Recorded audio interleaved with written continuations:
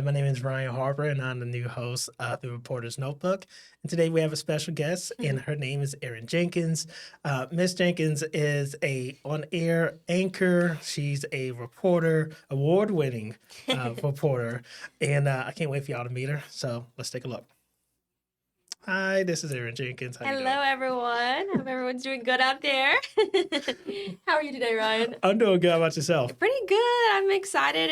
It's sunny outside, so I cannot complain. Yes, with this weather, I always feel like I had to dress for every occasion. That's true. So, Yep. I have a jacket in my lap, but I got the short sleeves on. So I love the warm weather. I'm a warm weather girl. So I always feel like a better person when it's warm outside. Yeah.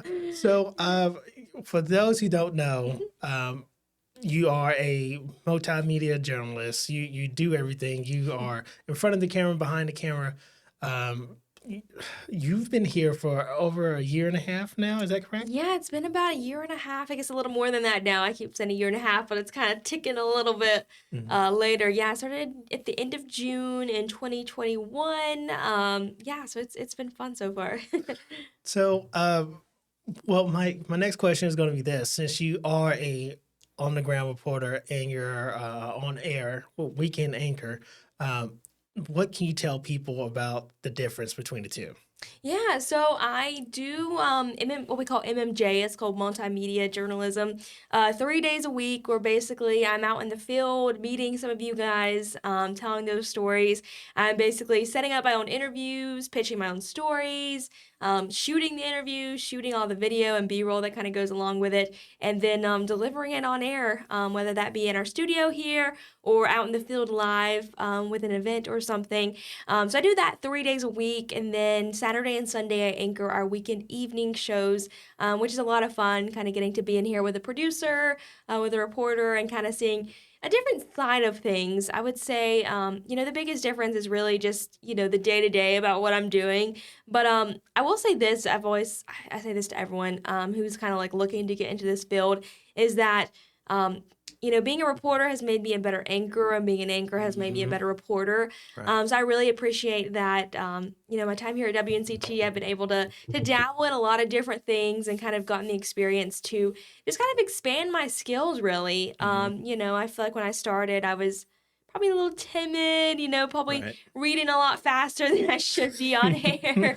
But really kind of getting into the studio and getting to anchor has helped me a lot with just kind of finding a pace and kind of finding how to best deliver the news to all of Eastern North Carolina. So I think that is kind of what stuck out to me as kind of being in both roles here so far. Now, with you being here over a year and a half, what was your time like when you first got here? Were you nervous to be like in front of the camera, or was it? I know you come from training, Yeah. a little bit further away from here, but Right. can you tell us about starting here? Yeah, for sure. So I went to UNC Chapel Hill, go Tar Heels. Uh, Sure. yeah. But anyway, so at school we had, I was really blessed to have a lot of opportunities with our sports show as well as our news show that we had once a week for both of those. So I really got good experience reporting there and anchoring some also, and just with different classes. So I was kind of always knew I wanted to be in front of the camera, and at school I really kind of got that experience, and I feel like it definitely helped me out when I transitioned here. I won't say that I wasn't nervous, because I was, especially that first live shot. I think I was with our photographer Tree, and we were at this event. I think it was National Night Out in Greenville, and I was it was my first live shot. I was on air. He kind of pans out. You see all like the fun stuff happening. I freeze. I'm like, what's my next line? So first time live, it was a little shaky, but you know what? That's part of life. You live and you learn. I've gotten a lot better while I'm here. WCT, I feel like, is such a great place where we're able to learn and make mistakes if those do happen, but really kind of, be motivated and pushed by some of our people here. So it's been a lot of fun, and just meeting, and being friends with actually all of my coworkers. I feel like that's a big part of my journey here at WNCT, is just meeting so many great people and becoming friends even outside of work. So yeah, this year and a half has been great. I can't believe it's gone by so fast, honestly, but very happy to be here in Greenville and East North Carolina, and just telling all those fun and those fun stories. So recently, me and you had the pleasure of attending the RTD NAC student workshop up in Charlotte, and we both gave some presentations. And I'll talk about mine in a little bit, but I Yeah. want to hear about yours. Can you Okay. tell us a little bit about our experiences recently? Yeah, that was so much fun. A group of us, yeah, like you said, went to Charlotte, visited WBTV, a station in Charlotte. They were kind enough to open up their studio to all of us, which was really cool to kind of see a bigger market and kind of how they do things there. But yeah, there was about, I don't even want to guess how many college students were Oh, there, maybe but yeah, 50 maybe 50, at 60. That's what least? I was thinking. Yeah. Yeah. So basically, 50 to 60 college kids from any North or South Carolina university. So I got to see some former, I guess, fellow Tar Heels. There were some students from University of South Carolina. A bunch of different schools. Right. So yeah, it was really fun getting to talk to them. Basically, we had different sessions. My session was day in the life of an MMJ. I know you did some digital stuff, which I think Right. is super cool. Yeah. But yeah, so basically, just got to talk to these students about what I do every single day, which is really fun. Because being an MMJ is challenging. I kind of call myself a one-woman band because I'm doing it all pretty much every day. Exactly.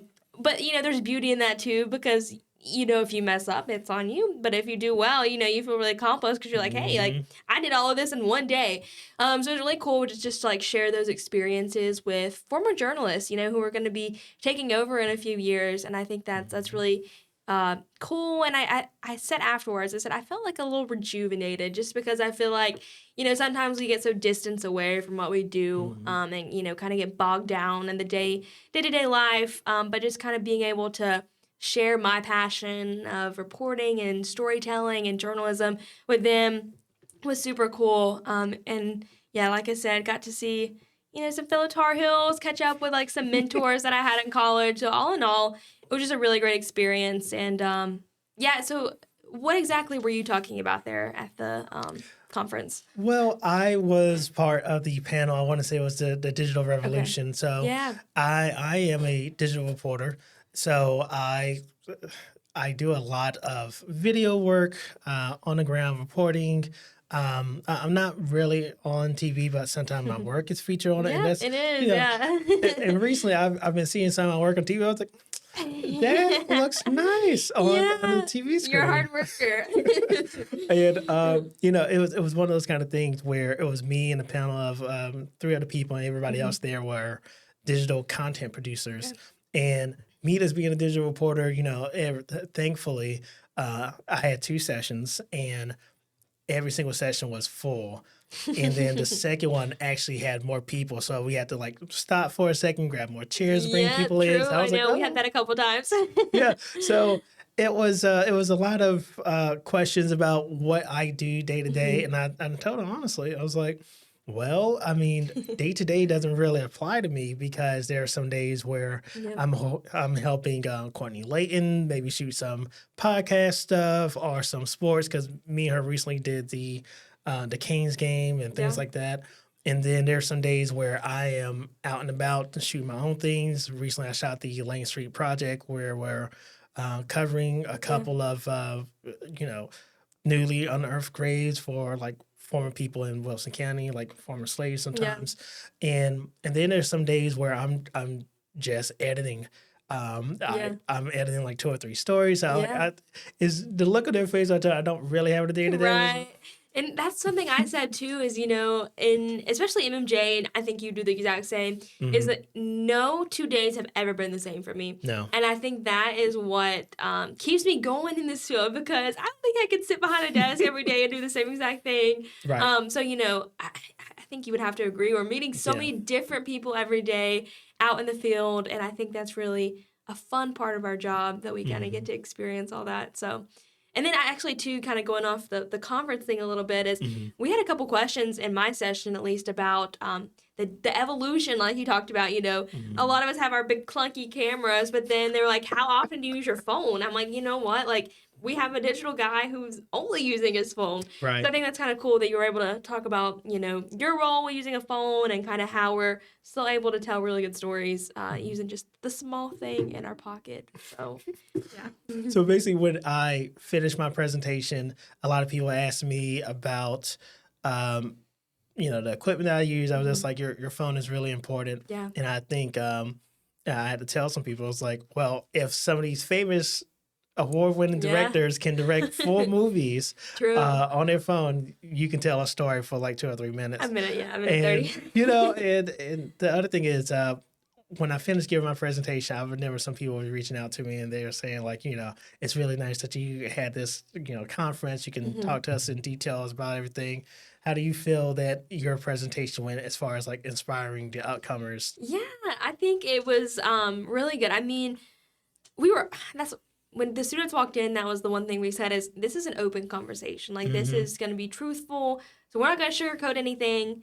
And I think that was really cool to be like, hey, like, yes, there are challenging days. There are days where we are, working 12 hours without a lunch break. And like, honestly, that's just the reality of it sometimes. Or there's days where we're covering a lot of crime stories that are honestly no fun to cover, but it's news to you guys in Eastern North Carolina, and we also need to tell you that story. So yeah, there was no sugarcoating. It was completely honest, and so I think that what I kept saying is you really have to have a passion for this, a passion for journalism, a passion for wanting to tell you guys those stories. And so I think that, the people who are really interested, we're going to soak that up and say, you know what, even though it's hard, it's worth it in the end. Right. So I think, like you said, I got a couple emails, a couple Facebook friend requests from some people who were in the sessions with us. And I think that's really cool that they're already kind of thinking about their next steps and really wanting to pursue this field because, like I said, it is super fulfilling at the end of the day. So I think that we definitely have some inspired and dedicated and great journalists coming up. So I have that to say. Yeah. So for those who don't know, I briefly mentioned it earlier. You are a award-winning journalist. So, I had to look up some of your work as well, and I'm about to play a clip in a second.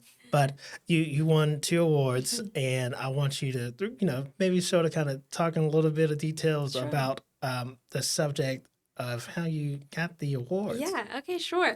So, we applied, or I guess submitted stories for awards at the RTDNAC conference back in, I guess, November.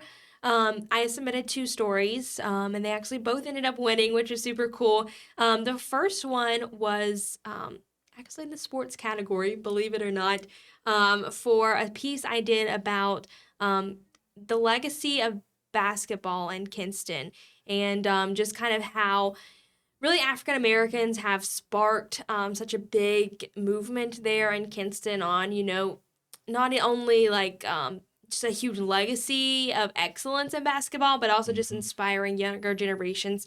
So it was actually really cool. We got to interview, I don't know if anyone out there remembers Brandon Ingram. I'm sure you guys do, especially in Kinston, Lenore County. Brandon Ingram, who was a Kinston High graduate, he ended up going to Duke University and then is now, I believe, with the Pelicans in New Orleans.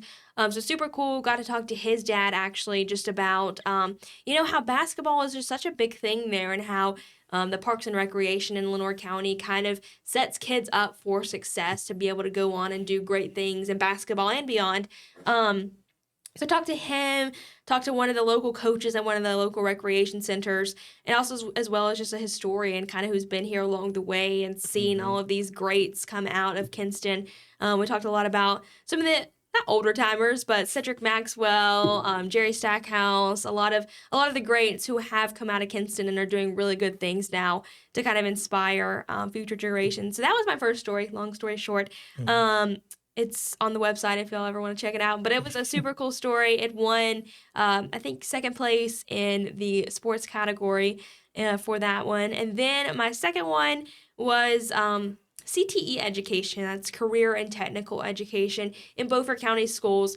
This was kind of a really cool thing of mine. I love a good education story. I think that, inspiring young students is, when I was in high school, long story short, also is that I had mentors who were basically able to instill a love of storytelling, and I believe that's part of the reason I am where I am today. So basically, we did a deep dive into career and technical education classes in Beaufort County. They have a firefighting academy, they have a boat building academy, and an automotive. So we really got to see these students in action as they were doing their thing. You know, we saw this guy who dressed out in all of his turnout gear for firefighting. They have this really cool contraption where he's like walking on, you know, a collapsed roof, supposedly. We got to see students who are, you know, in there with greasy hands, getting their wrenches ready. So yeah, it was really cool just kind of getting to see how these students are being shaped, not only just for, you know, a college path, but hey, there's so much even if you don't want to go to college, and these students are getting good jobs because they had that good experience. So really just doing kind of a deep dive into different classes that students are able to take that's not just the run of the mill, you know, you sit in the classroom, you learn, but they're actually getting that hands-on experience, which I think was really cool. And I always love talking to students just about, you know, their experiences and what's motivating them. So that one was really cool. That one won first place in the education category. So that was the two awards that I was up for and won. I would say, yeah, two of my best stories probably, and really enjoyed doing both those. So. Now, recently, you just to finish off on another segment, while I was telling, like the last one I had was with Emily, the former host here, really, really talented, and I always tell people, you know, I'm a fan of my coworkers' work. You know, I watch them just like everybody else does. And recently, you shot a segment about Black History Month. Can you tell us a little bit about that as well? Yeah, for sure. And like you said, I mean, I'm such a fan of everyone here. Just kind of going back to that. And I always love, at the end of the day, sitting down and watching everyone's stories from the day and you guys, what you do on web. So I think that's a super unique thing, too, is we're all kind of rallying around each other here. But thanks for watching that one. But yeah, so I just did a piece on John F. Dove, who was a Kinston native. I had never heard his name before 2 weeks ago, probably. So it was really cool to sit down with a guy in Kinston, Mr. Nathaniel Voss, who was he's a pretty big historian. He is like a walking textbook. Like anything you want to know, he knows it. So it was super cool. He's researched John Dove, and basically what he's found is that John Dove, he was from Kinston, moved to New York, was in the Army for a few years, and then kind of started his own business and worked for even NATO while he was in New York. But basically all originated in Eastern North Carolina.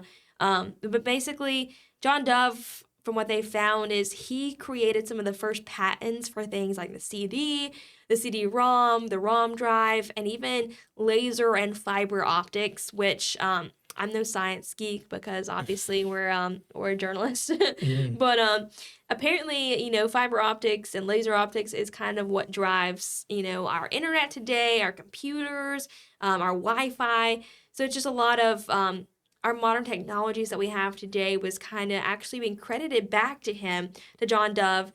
And one thing they're kind of pushing for is when you kind of look up his name, you know, you don't really find a whole lot, but local historians are saying, you know, hey, like he was some of the first people to be researching this in the 1960s.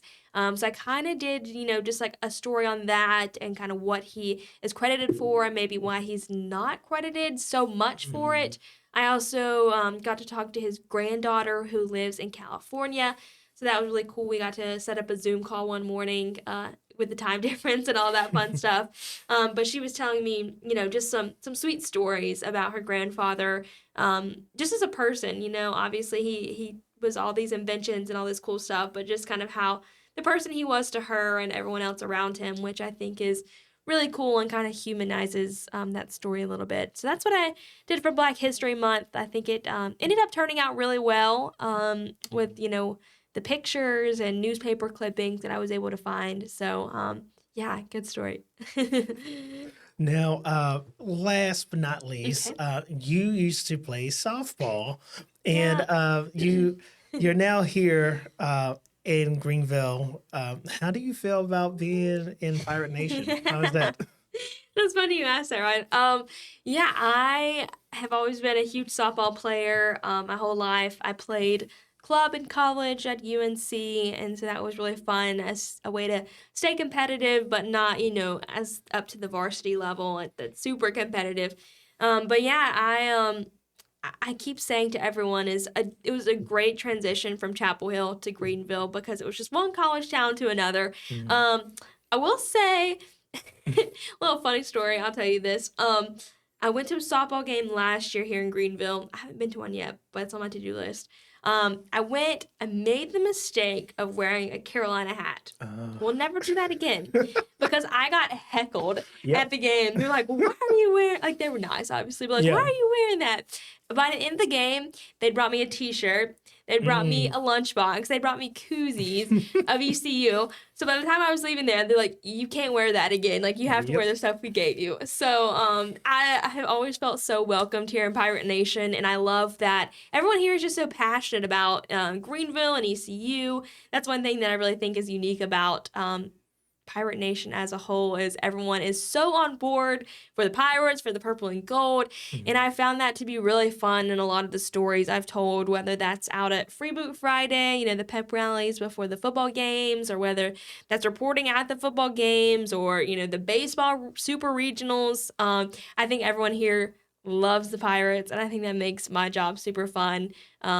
Yeah, even though they're not huge Carolina fans, I try to keep that under the radar sometimes. Right. If they find out, I'm like, don't hold it against me.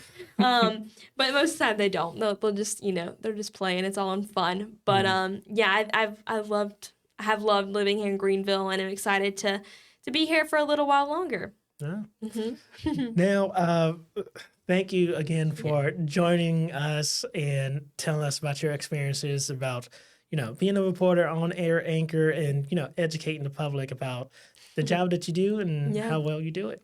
Awesome. So, y'all, thank you for joining us. You have a nice day.